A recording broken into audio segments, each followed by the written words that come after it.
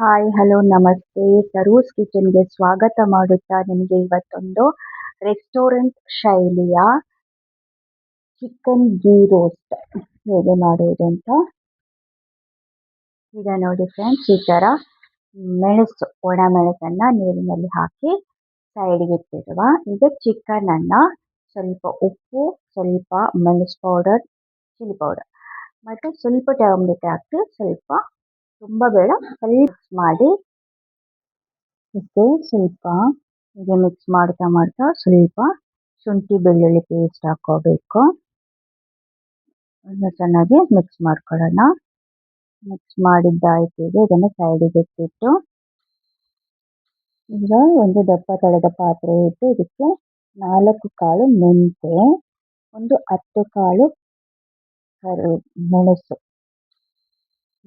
2 ಲವಂಗ, ಒಂದು 4 ಚಕ್ಕೆ ಮತ್ತೊಂದು ಅರ್ಧ ಟೀ ಸ್ಪೂನ್ ಅಷ್ಟು ಜೀರಿಗೆ ಇಷ್ಟನ್ನು ಚೆನ್ನಾಗಿ ಡ್ರೈ ರೋಸ್ಟ್ ಮಾಡ್ಕೋಬೇಕು. ಇದಕ್ಕೆ ಕೊರಿಯಾಂಡರ್ ಸೀಡ್ಸ್ ಅಂದರೆ ಸಂಬಾರ ಸೀಡ್ಸ್ ಇದನ್ನು ಬೀಜವನ್ನು ಹಾಕಿ ರೋಸ್ಟ್ ಮಾಡ್ಕೋಬೇಕು. ಆಯಿಲ್ ಏನು ಬೇಡ, ಡ್ರೈ ಆಗಿ ರೋಸ್ಟ್ ಮಾಡ್ಕೊಳ್ಳೋಂಥದ್ದು.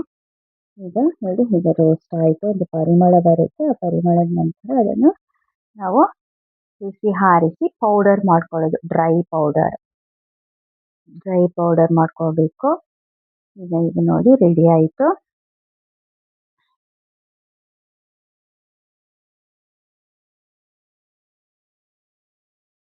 ಈಗ ನಾವು ನೆನೆ ಇಟ್ಟಂತಹ ಮೆಣಸು ಅದನ್ನು ಪೌಡರ್ ಮಾಡ್ಕೋಬೇಕು. 4 ಹೆಸರು ಬೆಳ್ಳುಳ್ಳಿ ಜೊತೆಗೆ ಈ ಹುರಿದಿಟ್ಟಂತಹ ಮಸಾಲೆಯನ್ನ ಪೌಡರ್ ಮಾಡ್ಕೋಬೇಕು, ಸೈಡ್ಗೆ ಪೇಸ್ಟ್ ಮಾಡಿ ಇಟ್ಕೋಬೇಕು. ಇಲ್ಲಿ ಈಗ ಗೀ ಹಾಕೊಳ್ಳೋದು, ಒಂದು ಟೇಬಲ್ ಸ್ಪೂನ್ ಅಷ್ಟು ಗೀ ಹಾಕೊಂಡು ಅದಕ್ಕೆ 4 ಕಾಳು ಸಾಸಿವೆ ಹಾಕಿ ಚಿಕ್ಕದಾಗಿ ಹಚ್ಚಿರುವಂತಹ ಈರುಳ್ಳಿ ಹಾಕಿ ಕರಿಬೇವು ಹಾಕೊಂಡು ರೋಸ್ಟ್ ಮಾಡ್ಕೋಬೇಕು. ಈರುಳ್ಳಿ ಕೆಂಪು ಬಣ್ಣಕ್ಕೆ ಬರೋ ತನಕ ರೋಸ್ಟ್ ಮಾಡ್ಕೋಬೇಕು. ಮತ್ತೆ ನಾವು ಚಿಕನನ್ನು ಮ್ಯಾರಿನೇಟ್ ಮಾಡಿಟ್ಟಂಥ ಚಿಕನನ್ನು ಈ ಗೀರಲ್ಲಿ ರೋಸ್ಟ್ ಮಾಡ್ತಾ ಬರಬೇಕು. ನೀರೇನು ಹಾಕೋದು ಬೇಡ. ಸ್ವಲ್ಪ ಹೊತ್ತು ಅದಾಗೆ ನೀರು ಬಿಡ್ತಾ ಬೇಯ್ತಾ ಬರಬೇಕು. ಹೀಗೆ ಬೇಯ್ತಾ ಬಂದಾಗ ನಾವು ಈ ಪೇಸ್ಟನ್ನು ಆ್ಯಡ್ ಮಾಡ್ಕೋಬೇಕು. ನೋಡಿ, ಈಗ ಸೈಡೆಲ್ಲ ನೀರು ಬಿಡ್ತಾ ಬಂತು. ಈಗ ಒಂದು ಚಿಕ್ಕ ಟೀ ಸ್ಪೂನ್ ಅಷ್ಟು ನಾವು ಟೇಬಲ್ ಸ್ಪೂನ್ ಅಷ್ಟು ಗೀ ಹಾಕೊಳ್ಳೋಣ.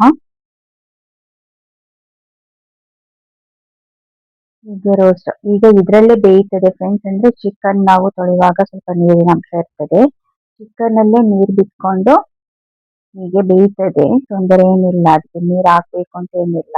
ನಮ್ಗೆ ಲಾಸ್ಟಿಗೆ ಒಂದು ಸ್ವಲ್ಪ ಗ್ರೇವಿ ಬೇಕಾದ್ರೆ ಮಾತ್ರ ನಾವು ನೀರು ಆ್ಯಡ್ ಮಾಡಬೇಕು.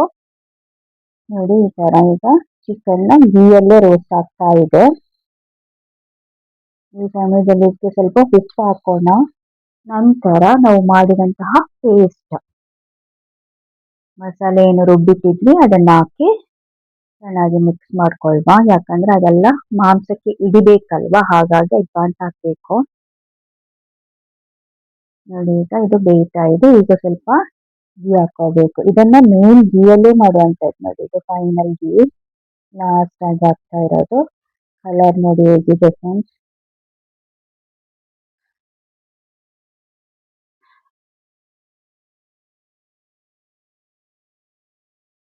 ಆಯ್ತು, ಈಗ ಇದು ಫೈನಲ್ ಆಗಿ ರೆಡಿ ಆಯಿತು. ಇದು ಚಿಕನ್ನ ಗೀ ರೋಸ್ಟ್ ಅನ್ನದ ಜೊತೆಗೆ ಚೆನ್ನಾಗಿರುತ್ತೆ. ಚಪಾತಿ, ದೋಸೆ, ಪೂರಿ ಇದಕ್ಕೆಲ್ಲ ಇದ್ರ ಜೊತೆ ಎಲ್ಲ ಸರ್ವ್ ಮಾಡ್ಬೋದು.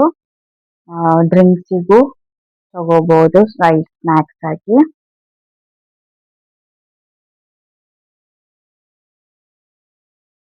ತುಂಬ ಚೆನ್ನಾಗಿರುತ್ತೆ. ಟ್ರೈ ಮಾಡಿ, ಹೇಗಿತ್ತು ಅಂತ ತಿಳಿಸಿ ಕಮೆಂಟ್ ಮಾಡಿ. Thank you for watching.